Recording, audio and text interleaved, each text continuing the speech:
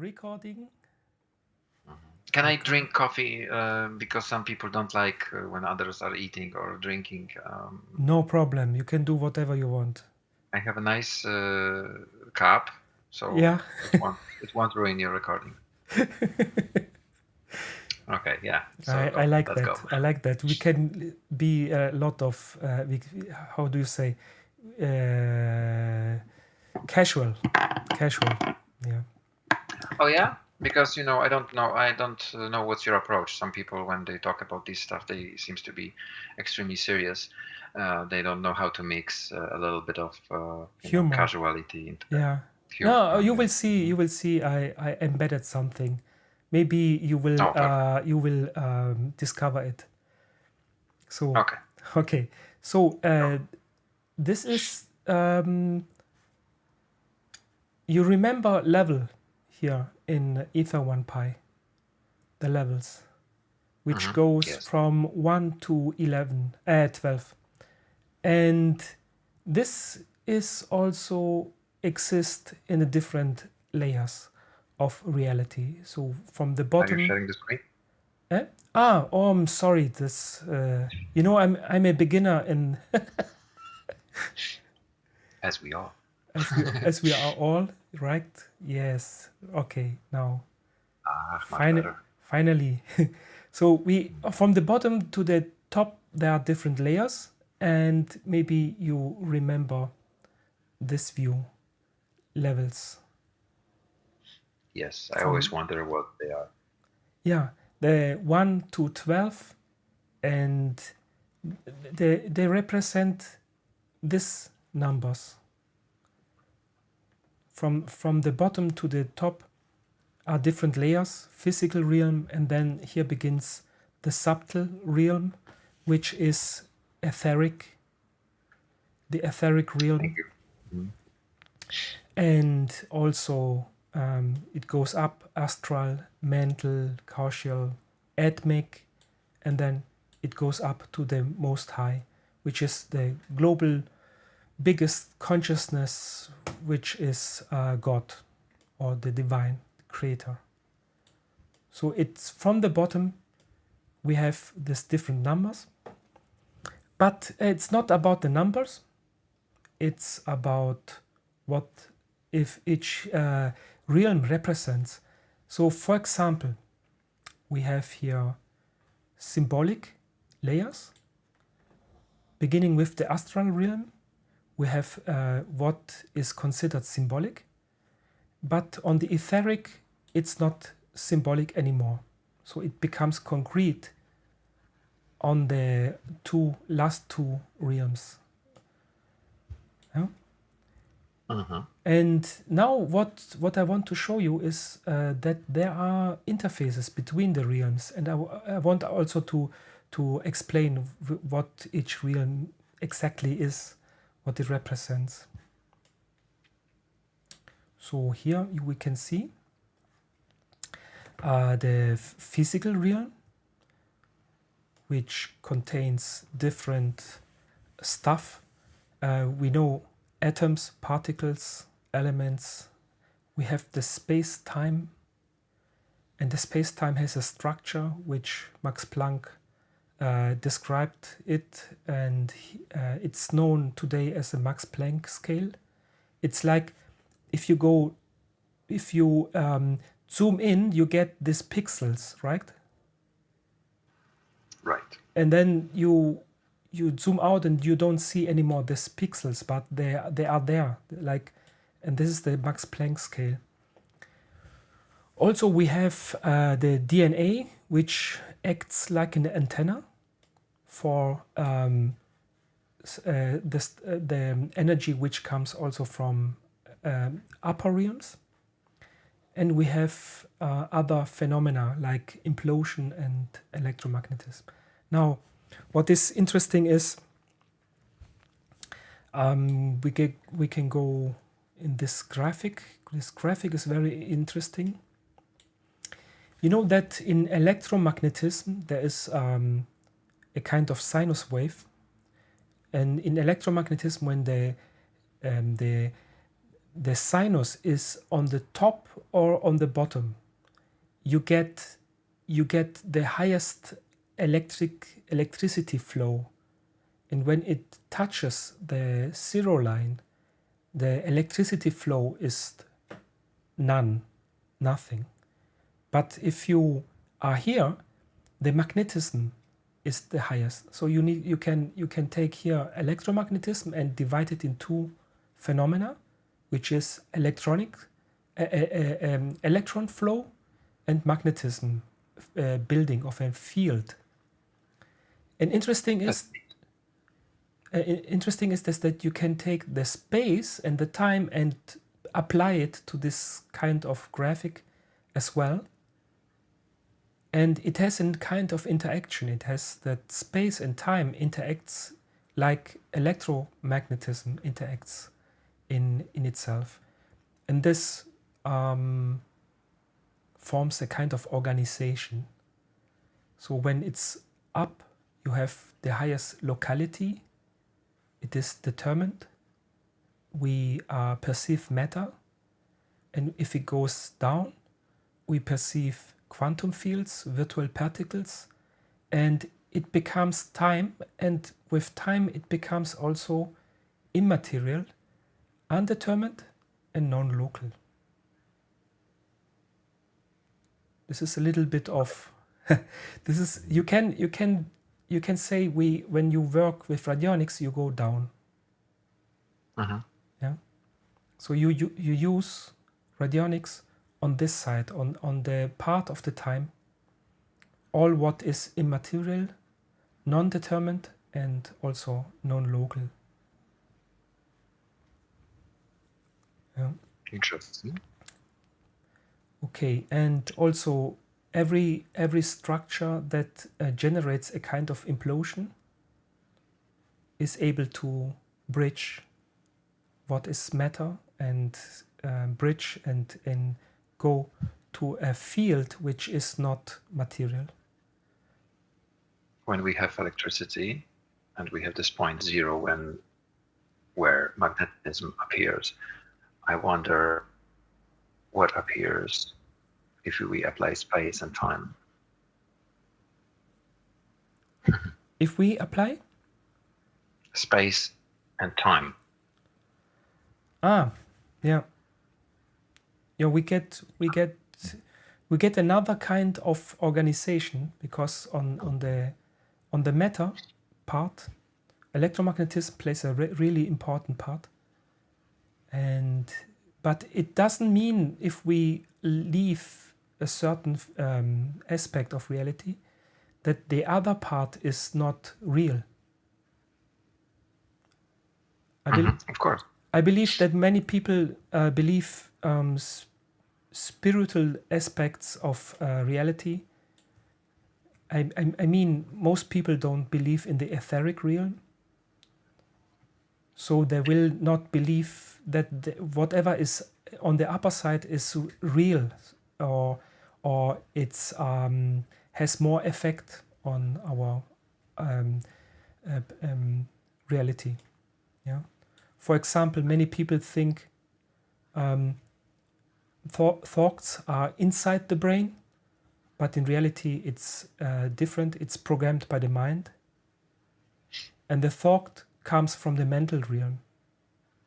It is streamed into our brain. Yeah. So I wrote here quantum stuff because you know it's they use a lot of fancy words, but I believe in ancient times they already knew a lot of things about how things worked, but more intuitively than scientifically. Yeah, and then there is materialism, because I need to start with this kind of paradigm exploration on the lowest level. And materialism is the lowest level of awareness. And in the end, it ends in nihilism and neo-fascism. So this is the lowest form of awareness you can ever get. Yeah. Okay. So we have here also body shape, physical realm, and it is divided between physical and etheric. So the body shape comes from the both realms. Now when we go up, we have different interfaces. So on the left, we have the meridians, and we have acupuncture, which we can go from the physical to the etheric through acupuncture points. And acupuncture points are like vortexes or little implosions, which acts on the etheric realm, but they are connected to the physical realm. And you can see here orgonite, how the structure, the inner structure of orgonite works. It bridges the physical realm and the etheric realm, so it generates this orgon or chi, and it touches the etheric realm. Also the Jode cell, and in its symbolic meaning, what the Jode cell does, it already embeds the implosion structure. And this is the reason why it can drive an engine. But the implosion does not exist only in material, but it exists also on the etheric realm. Yeah. Okay. So, and one of the most interesting and most important aspects of bridging physical to the etheric is the breathing and the heartbeat, because it is a kind of implosion. So the heartbeat is a kind of implosion. Yeah. Normally the heart does not beat and pump blood through the stream, but it is pumped by the blood. So the blood delivers the energy for the heart, and then it implodes. It's you know, when someone says my heart is becoming hard, and you have this pain in the chest because the heart needs to pump really hard, and this is the reason. If there is a lack of etheric energy, prana or chi, and this part is quasi immaterial, it's not really material, it's leaving with higher realms the material aspects.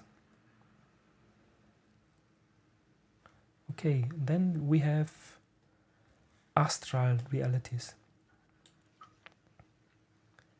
And here we have, for example, homeopathy.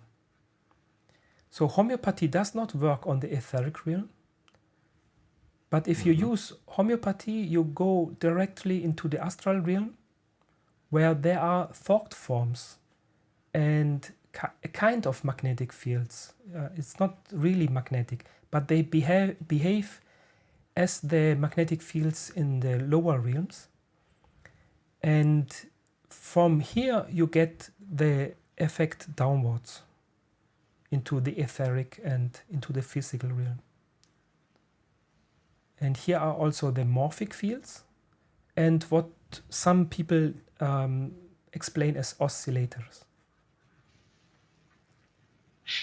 Yeah.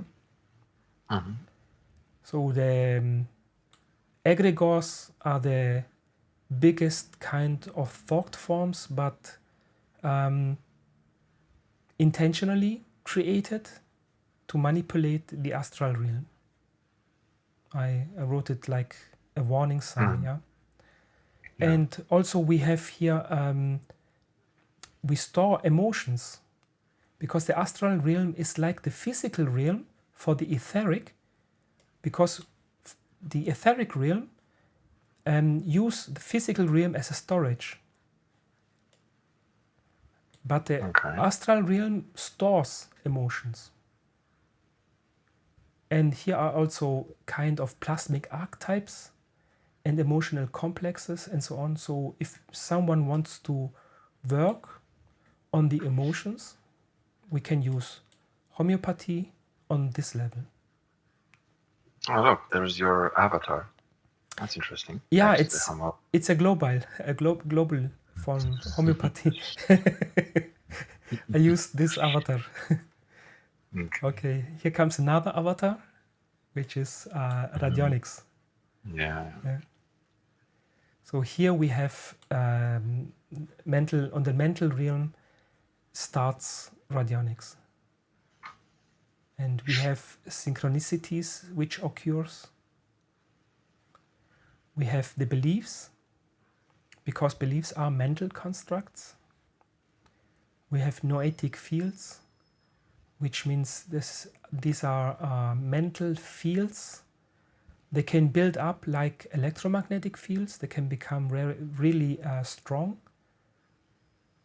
And also on this level, time has a bigger meaning than space. So you can take what you see here, time, and go down here and understand that this has to do with this aspect, time and space.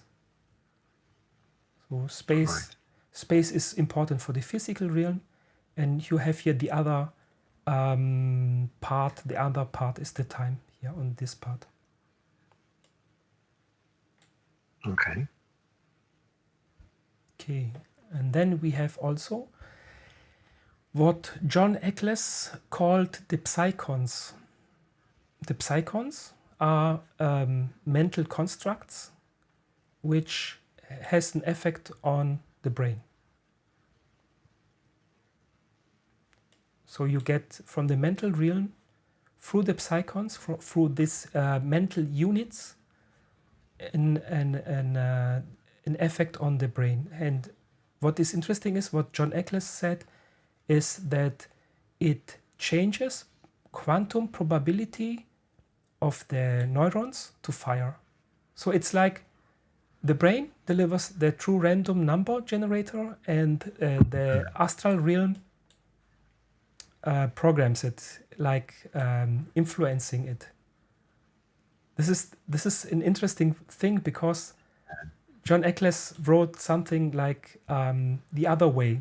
Like we use radionic boxes, devices, which we or the true random number generators, which we manipulate with our mind, but it already exists in a different realm. So we have psychons that can influence the brain.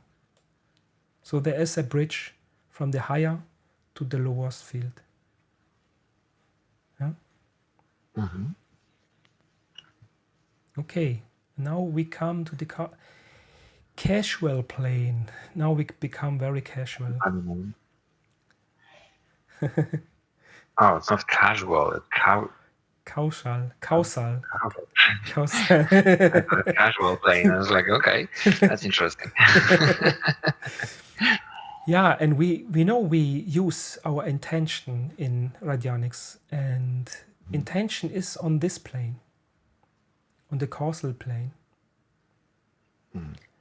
And intention can, like mental constructs, can become noetic fields, or emotions can become emotional complexes. On this causal plane, intention can become destiny scripts. Oh, okay. You know what? Can you imagine what the destiny script is? Yeah, I can. Mm-hmm. Like it's like a script that describes your entire life. Mm-hmm. So if you have an intention, and this intention transforms into a destiny script, because you make a choice, and then it becomes a script. Like you write it yourself, yeah? Or other people writes it for you. It depends. So on the mental realm is a psychon. this mental unit. On the causal plane, the monads are the units. And Leipzig wrote a lot about it. Gottfried Wilhelm Leipzig, monads. And in alchemy, they work on this plane. This is interesting. It's not the mental realm like radionics, but it's one above. Alchemy works with the Akashic blueprints, which is a blueprint. The intention is a blueprint for what is on the astral realm a thought form, like a design, and then it becomes physical in the end. Quick question. Yeah.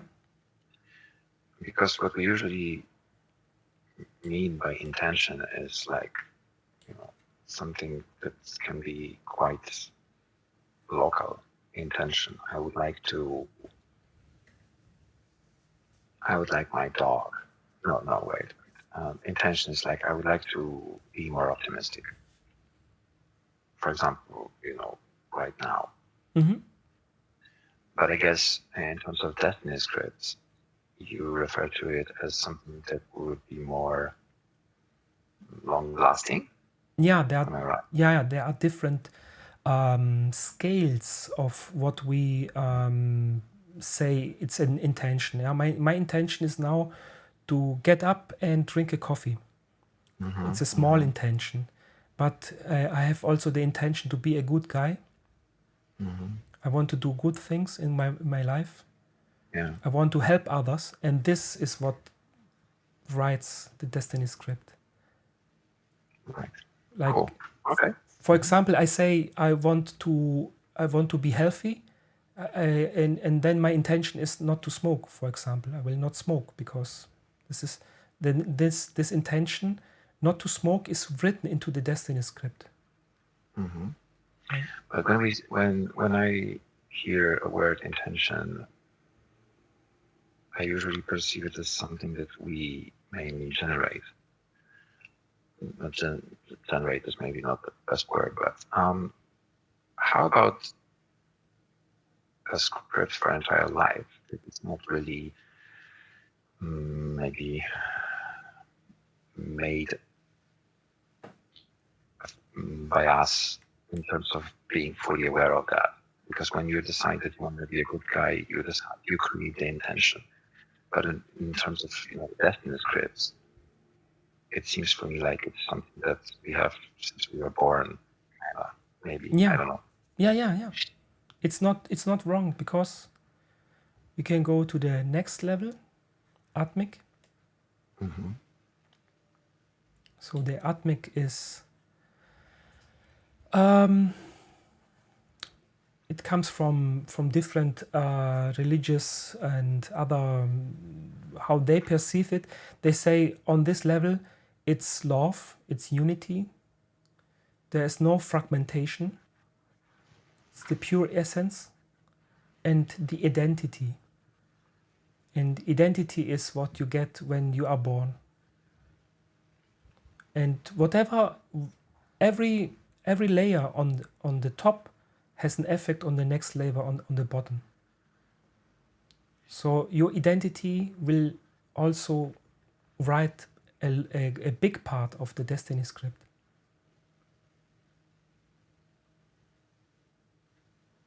Okay. But it will not override your free will. It does not override your free will. It has an effect like the sun heats the earth, but people on the earth will enjoy the sun, but they can always choose to go into the house and not have contact with the sun like that. It's not that your identity will override everything in the destiny script. Yeah. So in between these two layers is a big fragmentation. There's and what Bernardo Kastrup calls dissociation. Dissociation means the unity, and the single individual is not anymore one, perceived as one. So you know, when you are friend with someone, you perceive yourself as a unity. You and your wife, you perceive yourself as a unity or a family.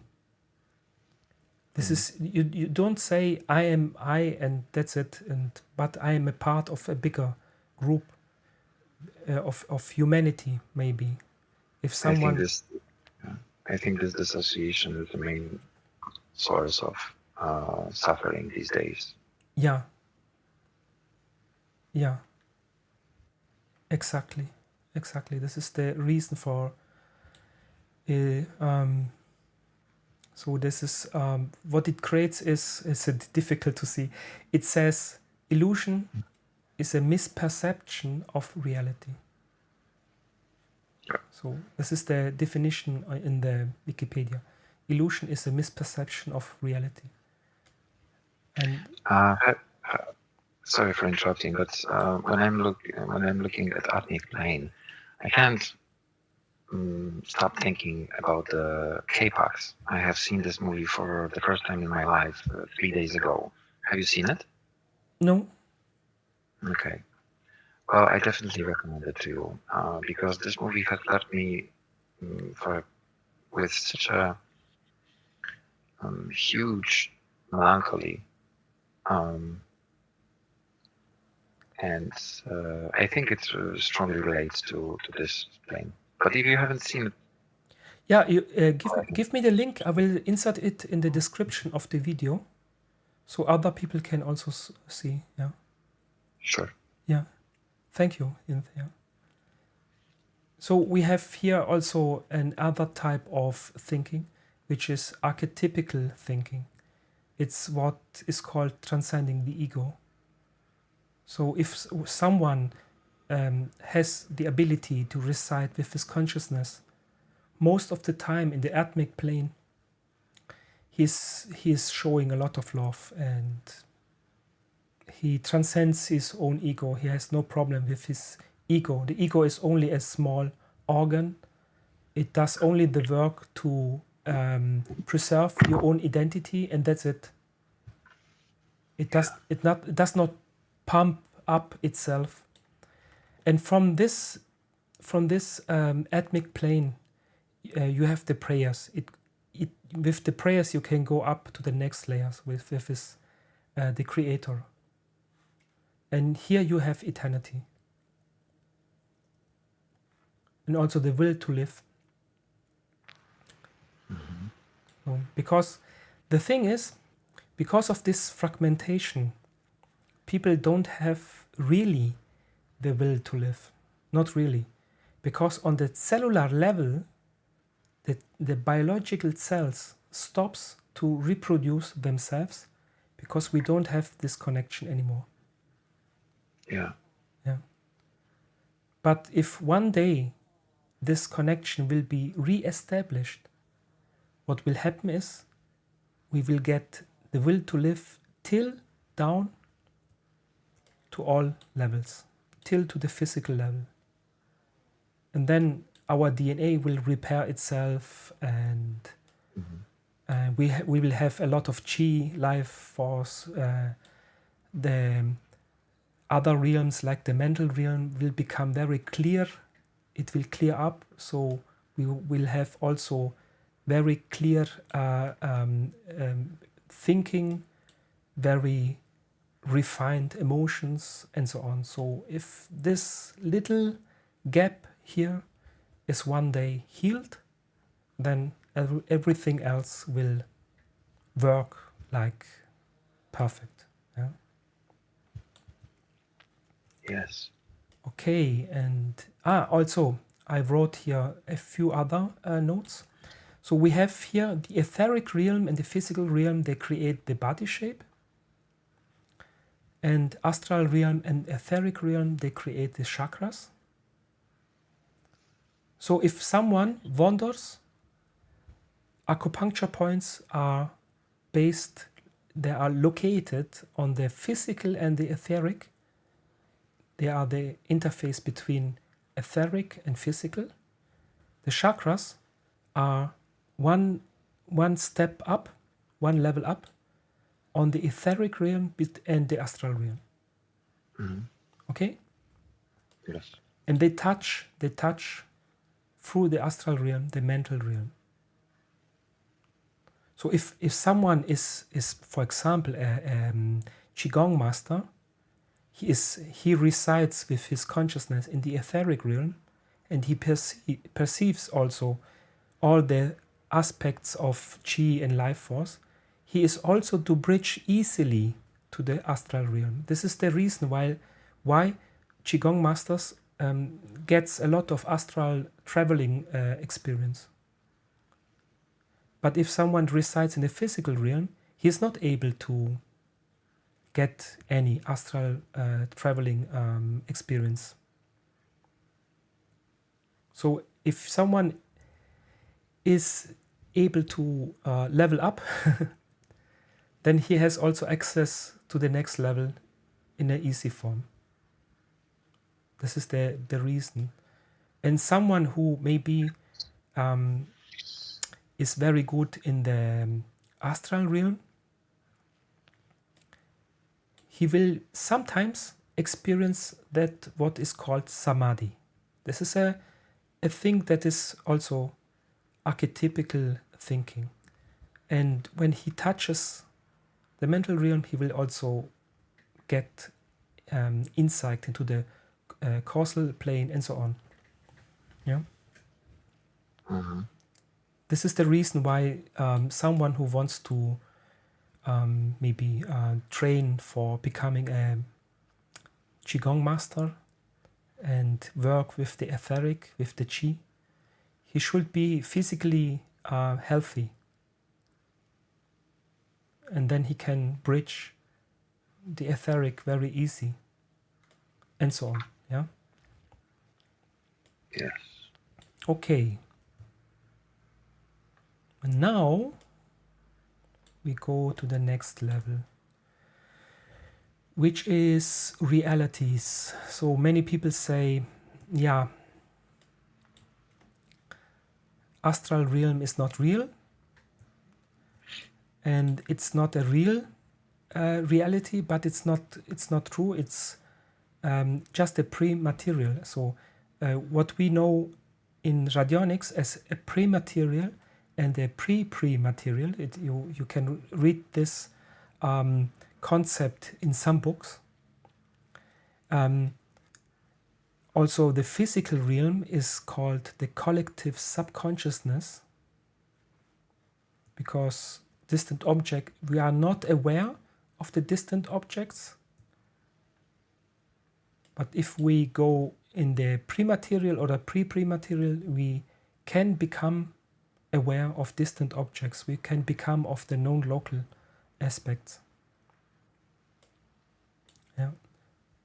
Also, water stores this energy, and water is able to store the energy of three realms, from the astral to the physical. And indeed, crystals are like water, like solid water. They can act like water and store information from the fog forms. Yeah. And unfortunately, like the egregores, there are people who very skilled in manipulation of the mental realm, and what they do is they offer you a false copy of reality. Also, black magic hijacks upper realities. Yeah. If we see the word hijack, it says unlawfully. So they don't have any rights to do this. They size in a vehicle, for example, in transit, and force it to go to a different destination, or use it for one's own purposes. So this is what black magic does. And the manipulators of mental realm, they do offer you a kind of copy and say, here you have, instead of the father, you have the mother. And mother in Latin is matter. So we have here materialism. And this prevents, as there are many religions which also hijacks the spirituality of the people, and they prevent that people can go up to the higher levels. They will never reach a higher level because they have already offered them a copy, which is a false copy. Yeah. Okay. This will bind people on the lower level. So now we have here a bunch of researchers. And the interesting thing is, yeah, let's begin first with the skeptics. Skeptics bind awareness to the materialism, to the lowest level of awareness. And we have here Nietzsche, this dude, and Sigmund Freud, and Randy. And I call them the pure arrogance club because they don't want you to understand that there are higher realms. Yeah, I wanted to ask, are these skeptics or pseudo-skeptics? They are pseudo skeptics because they never inquire the facts. If Yeah. if they would read a book from John Eccles, for example, John Eccles is the dude who wrote about the psychons, that the mind is able to program the brain. They would never accept it. They will say, it's bullshit. Yeah, I remember your article, which I value a lot, when you have made this distinguish. No, it's not the right word. When you distinguish the skeptics from pseudo skeptics, because it was like aha moment for me, where I have pretty much identified a few people in my surroundings which were pseudo skeptics. Yeah. And as you said, the real skepticism is a pretty valuable thing, while pseudo skeptics is not. Yeah, right. Uh, they refuse to look. Mm-hmm. Like Galileo, he built the telescope and he said to his friend, just look. And he said, no, I don't believe, so I will not look. Oh, this is typical for this pure arrogance club. Yeah. Typical. So Max Planck changed a lot of our modern world because he went farther than other people in his time. Quantum mechanics. And quantum mechanics was the base for John Eccles to describe his views on the brain. Here is also Federico Fagan. I mention him because he got a real interesting experience in his childhood, and he said he perceived pure love because his heart opened like chakra, and he perceived the atmic plane. He didn't mention that it was the atmic plane, but he said he perceived pure love and unity.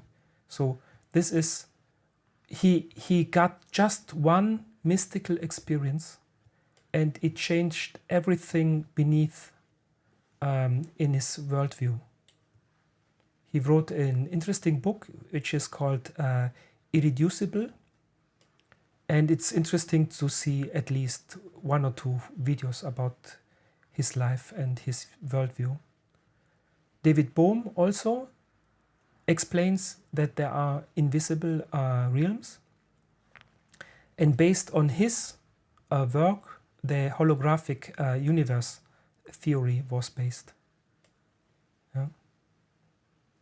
Interesting is that all these people, they mention maybe upper realms, but they did not invest a lot of time in researching upper realms. But Max Planck talked a lot about this in his later years when he got nothing else to lose. He went even up to the creator. He said, "I'm not ashamed to say that there is a creator." It's interesting that he said, "I'm not ashamed," because a lot of people are ashamed. Like they will lose credibility. But this is the problem, is because of the misuse of power of religions. Therefore, people say they are ashamed. Yeah. So here we have Wilhelm Reich on etheric realm, orgon, and he never mentioned something about quantum mechanics, Wilhelm Reich, because at his time he could have read something about it, but he never mentioned it. This is interesting. And he never mentioned something about the thought forms, the upper realms. Yeah. This is interesting. So what we can see is people who are experts in one layer, they are not interested in the other layers. And Franz Anton Mesmer was also one who researched kind of animal magnetism. And the magnetic fields has something to do with that. And so every Qigong master is working on this level. And also there's Joe. His surname I don't know, but he invented the Joe cell. Yeah, we have here a few other men who researched. Nikola Tesla, he thought a lot on the astral level. He was also interested in this level, on this astral realm. He said a lot of quotes, a lot of phrases like, for example, if we one day will explore spirit phenomena, we will go farther than the last 100 years or 1,000 years. Yeah. Rupert Sheldrake, I don't need to explain who he is, because very famous for morphic fields. Isaac Newton, alchemist, he worked a lot on this level. Are you still there, Inth?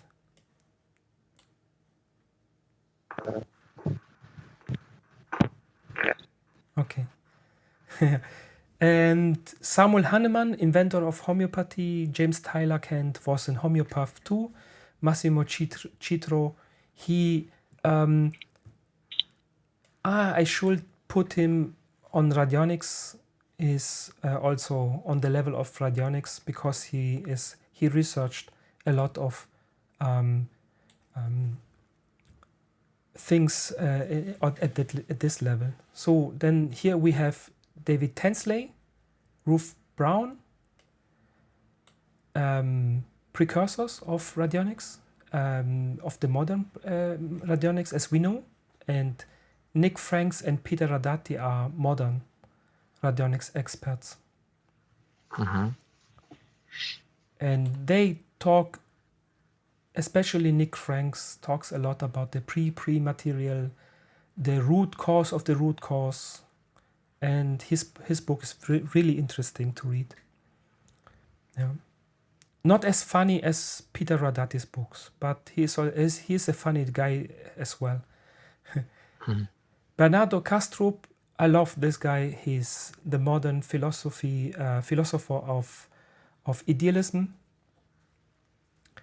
He took also a lot of magic mushrooms to reach the highest realms at all. So with his he reached this atmic plane a lot of times, but using stuff, or using psychedelics. So if someone looks this video and he sees George Berkeley, make some research, because this is also very interesting to read about George Berkeley's worldview. And Carl Jung, it's well known.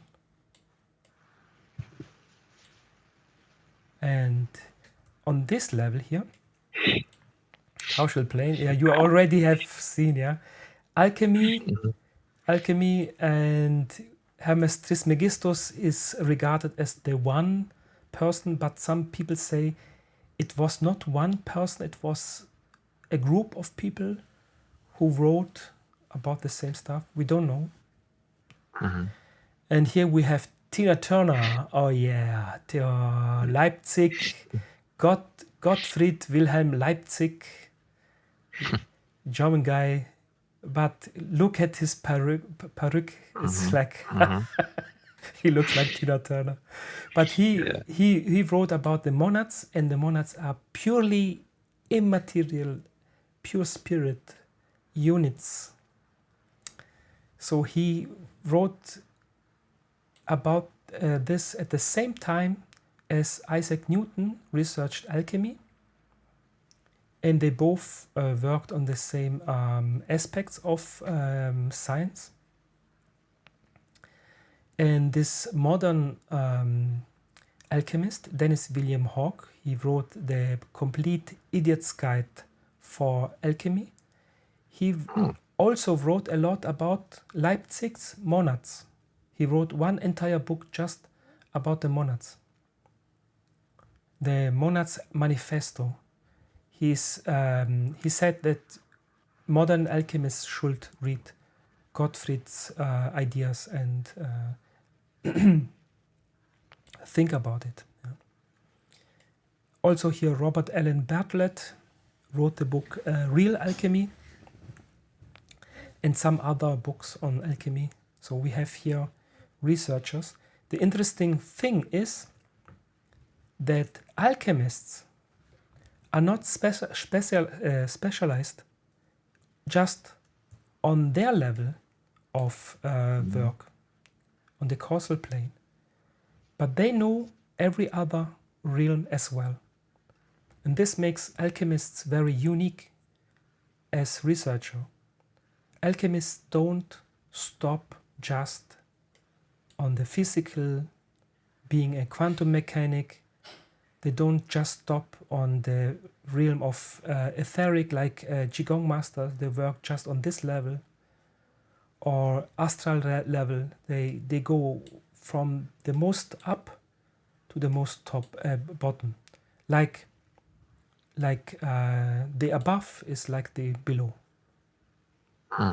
Okay, now it makes maybe more sense when someone says what has Hermes Trismegistus wrote, the above is like the below, and the alchemist is interested in everything. And for this reason, they are able to transmute. Yeah. Nice. For example, I can make an example with Edward Kelly. He was an alchemist. He worked with John Dee. Interesting is he claimed to see spirits or angels, and also he possessed the secret of transmutation of metals into gold. And John Dee himself was also in divination and alchemy. And you know, our work with radionics is some form of divination. And what is interesting, he had one of the largest libraries in England at that time. So he got Wikipedia at home, you know. Yeah. Okay. So, okay. I think, indeed, we reached the end the presentation. That's a really nice form of putting everything together. Yeah. Yeah. Yeah, I was working on that and some aspects for years because I always wondered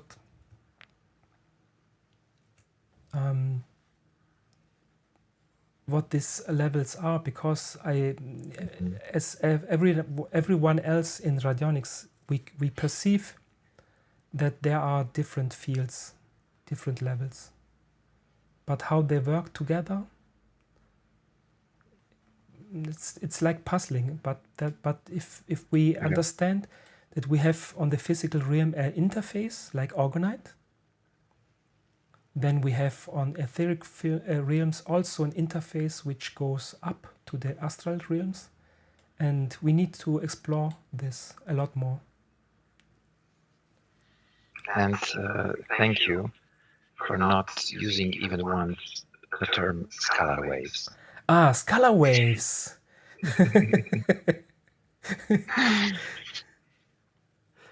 Yeah. Yes.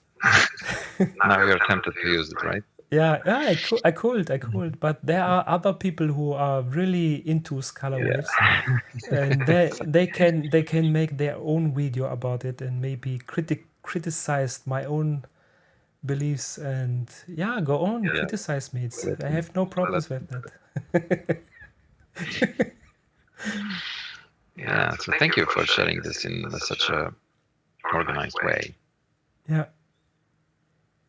You guys were using the researchers and the names all the time, and it was puzzling for me. I didn't know how to assign them, to certain layers. Mm-hmm. Maybe you have done it. Yeah, a little bit of organization is required, right? Oh yeah, definitely helps. And even if not everything is clear at the moment, we can always go back and refer to it when we uncover things as we go. Yeah, right. And this is a good, map. Yeah. It's a cartography of reality. Exactly. Oh, this is the title of the video. Great. Yeah, no, I decided right now. It's Okay. okay. Okay, we can stop recording right now. Thank you Cool. Thank for you. participating. Thank you. Yeah.